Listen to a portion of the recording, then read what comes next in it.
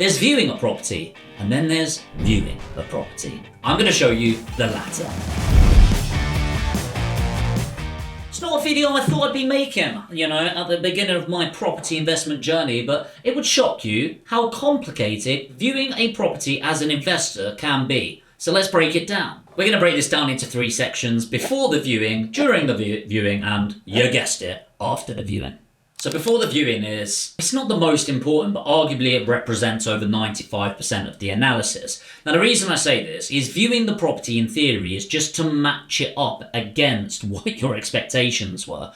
But what actually matters when you're investing in property, for the long term at least, is the area, not the property itself. Like the bricks and mortar, they hold some value of course, but it's actually the ground that you're investing in. And proof of that, by the way, is imagine buying this 3-bed semi-detached in Leeds. In some areas of Leeds, that might be $500,000. In other areas, it might be 150 grand. But if you bought that exact same property, like literally copied and pasted it into the southeast, even though it's the exact same property, the price would be completely different. And that's because it's the area that adds the most value. Why is that so important? Well, it's what happens before the viewing that's most important, and that is the area research. I don't know about you, I can't walk around the area and go, quite high crime rate here.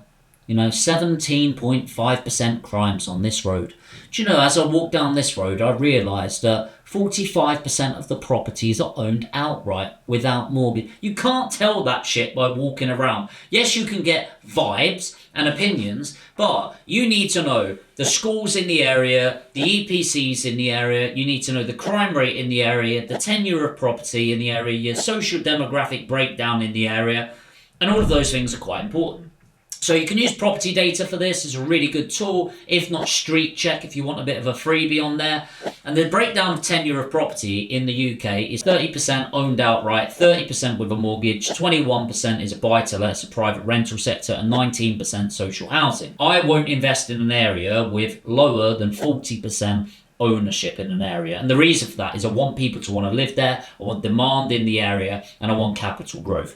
So I'm going to look at those ratings. The next is the crime rate in the area. Now, honestly, Street Check is decent. Landlord's very good for this, at mapping that out. But ultimately, here's one thing I will say. Every single postcode has crime, and I know what you're going to do. You're going to go on Street Check or Landlord, and you are going to search your postcode where you live and be shocked at how much crime goes on your street. Every street in the UK, it has crime going on. Don't be shocked. The next thing I like doing is having a virtual walk around. What does that mean, you weirdo? What it means is I go on Google Maps, I type it in, and the little customer avatar just drop him or her down on the street, have a little walk around. The reason why is it's easy enough for me to do a walk around without going and driving to the property. What I'm looking for is the surrounding area. So I typically look, 20 properties to the right, 20 properties to the left, couple of streets that way, couple of streets that way. And I'm looking for any discernible features, such as an industrial site over the road, a Chinese restaurant right next door. Other restaurants are available, by the way. And the reason for that, by the way, is just think logically. Your end customer, if they were renting a property and they had the option to not be next to a Chinese takeaway or having the Chinese takeaway, you're obviously going to choose not. Also, it's a fire risk, by the way, so you need to think about the end user. I think, logically, if you had 100 people, more than 50% would choose a property not next to a takeaway. Fair enough. Also, it's the fire hazard, so lendability is also going to be a problem. It massively impacts the value of the property and therefore the saleability of the property. So look, we're getting down to a bit of brass tacks here, just applying some bloody logic. Does it look like your boring, vanilla, buy-to-let property? Because that's what we want. We want it to be boring. We want it to be consistent. We don't want the weird triangle rooms, a fish and chip shop next door, a caravan site over the road, and a good old power plant just for the fucking sake of it. Keep it simple, stupid. Now that we've done that, it's time to go to the property. Now, I do not mean go and view a property, look around, go, yeah, looks alright here. How do you do a bloody viewing? Well, first of all, I'm going to talk about it from the actual viewing aspect, and then from a building rapport with the vendor or agent aspect, because remember, people buy from people, and if you want them to sell you the property, you have to build a great relationship. So number one, viewing the property starts across the street, okay? A lot of the hidden costs in property is when you miss stuff externally. So I like to stand across the road, and the first thing I'm looking at is the bridge line of the roof. Is it nice and straight, or is it sagging a little bit?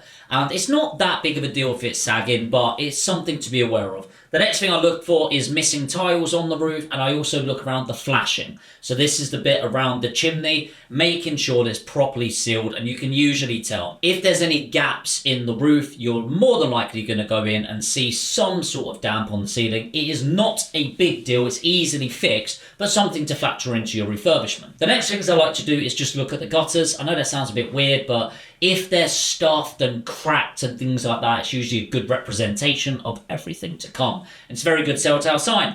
Next is the windows. Are they all double glazing? Very easy to see, but make sure, are they double glazing? Very easy to see, and make sure there's no condensation between the two panes, because more likely you're going to need to remove them.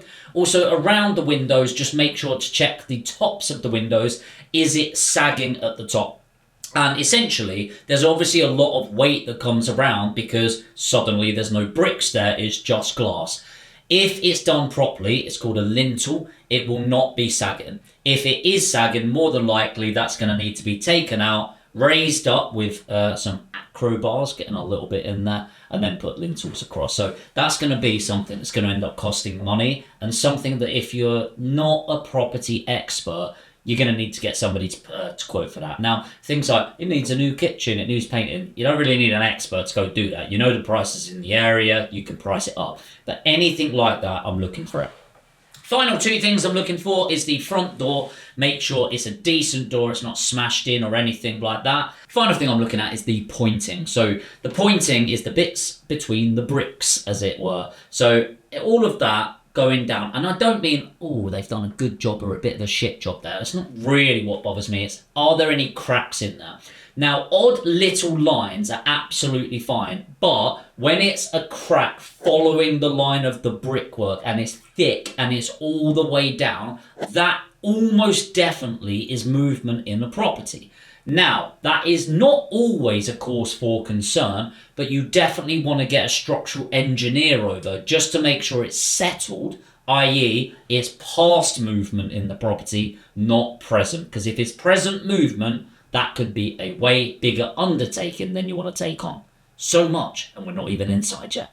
Now we're inside, let's start top to bottom. So the first things I like to look at is the things we can't see, and often these are the electrics. Now the reason we look at electrics is there's a difference between the property electrics working and it being fit for purpose for a buy-to-let property. Where are the plug sockets? They need to be up off the ground, not on the skirting boards that's no longer compliant, and check the box and see if it's had a recent EICR certificate, and that will give you a really good indication. If it can't pass an EICR, it's not lettable. Same with the gas and central heating. Just because it needs new radiators in the odd room, it doesn't mean it needs a full gas and central heating. Has it got a gas certificate or a CP12? If it hasn't, get it done so you can get a quote for any works that needed. If it passes, it passes. You're going to save a lot of money. You should have a good idea of the quality that's needed anyway, but ask yourself the question, does it need a new kitchen? Does it need a new bathroom? Now, if it's to buy-to-let standard, you'll be shocked how many people get a new kitchen just because a few of the cupboards are a little bit loose. Honestly, it baffles me. Get in there with a screwdriver. Is it just wobbly? Is it full carcasses you need, or is it just a new kitchen top? Just make sure you're saving money where you can. Final tip from a viewing point of view is your HHSRS, basically health and safety. So I always like to have a HHSRS checklist, and this is basically 3 to 5 things that you might not think about when you're going in. So for example, are you going up steps to get to the property? Is there a handrail? It's a legal responsibility to have one. Same as in the house, is the handrail high enough? Make sure you've got them in. So just get your local letting agent, get a HHSRS checklist, and make sure you're viewing it as a buy-to-let owner, because you're going to need to get them done. Now we know what's happened with the property, what about building the relationship? So remember, one of the biggest benefits you can get by viewing the property is to build a relationship with the person selling it. This is either going to be the vendor, the person selling the property, or of course the agent. My biggest tip with this is 2 things. Number 1, do something that makes you memorable. You going in and going, I'll have a quick look round or something like that, not very helpful. Maybe it's something you say on a viewing, but do something that makes you memorable so that if there are 20 or 30 viewings on this property, you stand out. Tip number 2 is to make sure you have an understanding of why the person is selling and what a solution actually looks like to them. How is it you're going to win deals if it's always about the highest offer? That's just not true. I've had it where my offer is at least 10 grand lower than the best offer they've had, and they still went with me. Now there's an element of they went with speed and certainty, but actually it was by understanding what was most important to them. And it could be that actually their most important thing is they need 10 grand like next week. Well, I can secure the deal, release 10 grand early and tie the property up and take a bit of risk there. It could be that actually price is the most important thing for them, but they're willing to wait as long as it takes. Well, a lease option could be really good for them. So by understanding the true challenge that the person, the individual, the person selling the property is going through, the better you can apply the solution. It's important to remember that the property itself is just a product. It's the human being you should care about. Remember, we are all service-based individuals. People buy from people. They don't give a shit often about just the price. It's a lot more that comes to it.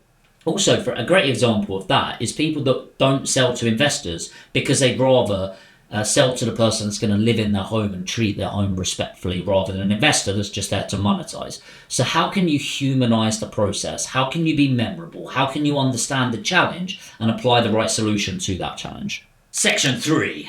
Post-viewing. I'm going to give you 2 tips here. Number 1 is the money is in the pipeline. If you're getting all of your offers accepted in the first offer, you ain't offering low enough. I would say 90% of our offers are rejected in the first and second wave, which means most of our money is done in the follow-up. It's going to be after a month or 2. Now you might go, I want the deal now. Well, that's just not how it happens. If you want to get great deals, you need to follow up, you need to pipeline.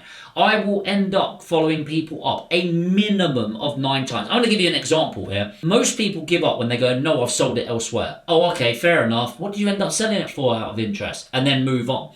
However, if you knew that 1 in 2 properties that have sold don't make it to completion through estate agents, would you give up? Number 2, put a if offer in. And what I mean is an A or B offer rather than a yes or no offer. Most people, when they're putting in their offer, they go, here is my offer, and they justify their offer, which is reasonable. It's not a bad way of doing it. For me, I actually put in 3 different offers. So I go cash, mortgage, creative. And every single offer that I put in, whether it's direct to vendor or with the estate agent, I'll go, if you want to complete within 4 to 6 weeks, this is my cash offer. If you want to complete within 10 to 14 weeks, here's my mortgage offer. Or I could take this off of you next week with a creative solution. Hey, look, there's a limitation to what I can share in a 15-minute video. And the reality is what you need to help you on your journey is going to be specific to you. So hopefully you find all of the videos I put on here valuable. But what might be more valuable is a personal chat to find out a little bit more about you, your personal challenges, and give you a personalized roadmap. So why am I saying this? We're opening up some one-to-one strategy sessions. There's going to be a handful of free sessions. And the way you can get access to that is put in education below. This is to have a one-to-one strategy session with me or my team where we're going to go through where you're at, where you want to get to. And if we can support you with a personalized approach and accountability, then we'll talk about what that looks like. But if you want to have a chat about that, put education in the comments and we'll have a chat from that. If you're not subscribed yet, which believe it or not, is around 50% of the people that watch each video. What the fuck did I do wrong to you? Make sure to subscribe. I'd love to see you in future videos. And it keeps you up to date with the most up-to-date tips, tricks and techniques in business, finance, wealth, and of course property. If you got value from this video in particular, hit the like button. It takes 2 seconds but makes the world of difference. I'll see you in the next one.